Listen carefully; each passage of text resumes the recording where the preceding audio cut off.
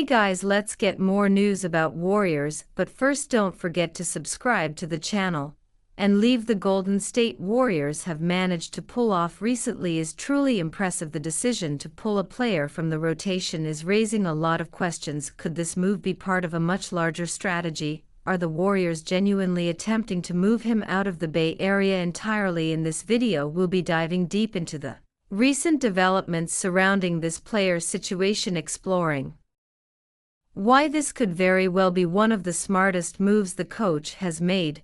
But before we jump into all of that, it's important to note that this channel focuses heavily on the Warriors, providing daily updates and insights into everything happening with the team. Now let's get into the details of what's going on. A recent report has confirmed that the player in question is no longer a part of the team's rotation, with no exceptions. The decision appears to be firm, and the player has been completely removed from any game time plans for now. This move is backed by a statement from a well-respected observer who has been closely following the team for decades. This individual is known for their critical and honest assessments, which adds a layer of credibility to their perspective. The observers shared their thoughts in a recent podcast episode, which was released this past Monday. Both hosts on the podcast expressed strong confidence in the idea that the coach has firmly committed to this decision.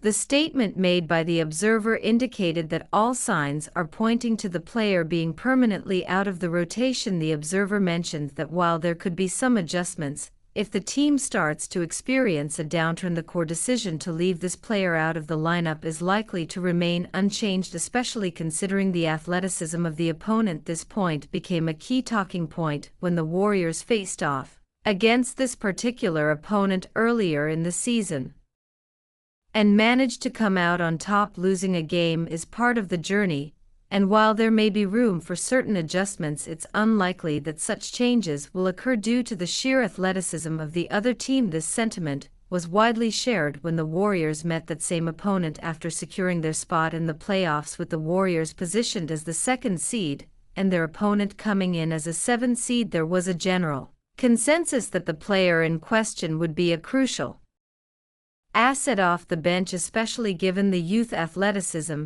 and wingspan of the rival team. However, the coach seemed to have a different approach during the final regular season game, and even in a high-stakes matchup it was evident that the coach did not have faith in the player, sparking discussions about the coach's lack of trust in him. There are several factors to consider here, which we'll break down in just a bit. But before we do, I'd love to hear your thoughts on why you think this player seems to have lost the trust of the coach and the team, going from potentially signing a maximum contract to now sitting out multiple games in a row. This is now the 3rd consecutive game that he has not played, and local reports are picking up on the shift in the team's approach. Recently, it was also reported that the signing of a new player made the one-time key contributor appear almost redundant for the Warriors. This player, who has the ability to score between 15 and 20 points per game, has found himself glued to the bench. Looking at his performance against his rival team earlier in the season, he averaged 21 points per game, nearly 7 rebounds,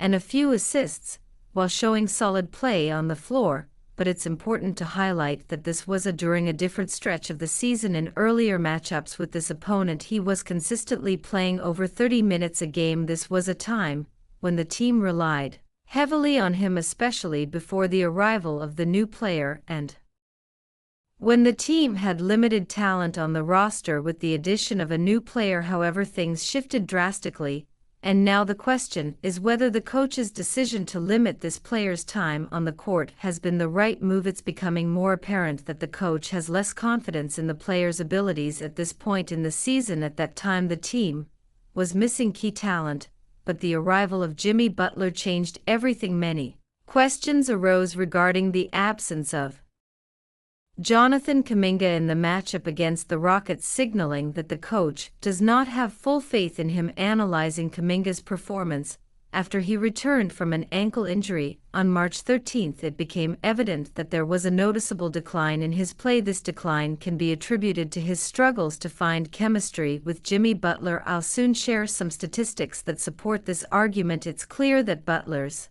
presence has had a significant impact on the overall performance of the team. After Butler's trade, the Warriors faced 2 losses between his arrival and March 10, just before Kuminga's return. Despite those setbacks, the team outperformed their opponent significantly during that stretch. In one of those matchups against Philadelphia, Butler had to leave early due to a back issue, but the Warriors still managed to play at a high level. Once Kuminga returned, the Warriors won a few more games, but then encountered a setback against Denver where they were missing key players.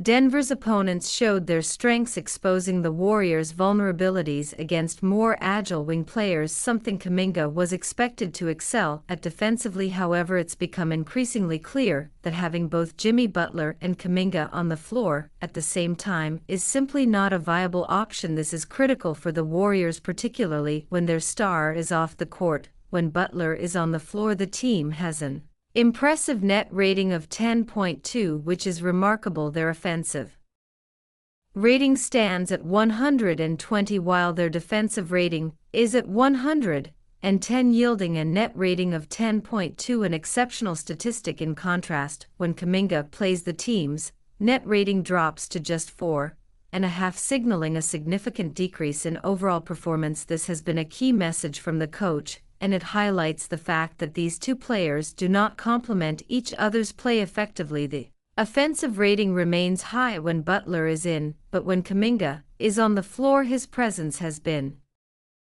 underwhelming, with the team's net rating taking a significant hit. This illustrates why the coach has made the decision to limit Kuminga's minutes, and it shows that these 2 players simply don't fit together in the Warriors' current structure. Kuminga is a player who thrives when he has the ball in his hands, but his shooting efficiency, particularly from mid-range and 3-point range, has been inconsistent since returning from his ankle injury. His 3-point shooting percentage has fallen below 20%, hovering around 17%. In a team like the Warriors, who rely heavily on perimeter shooting, it's crucial to have players who can consistently make those shots. Currently, the team has players like Santos and another teammate who has been hitting around 50% of his 3-pointers over the past month. These are the players that both the coach and the team can rely on. Recognizing that one of their most skilled athletes doesn't fit into the current structure is a tough decision,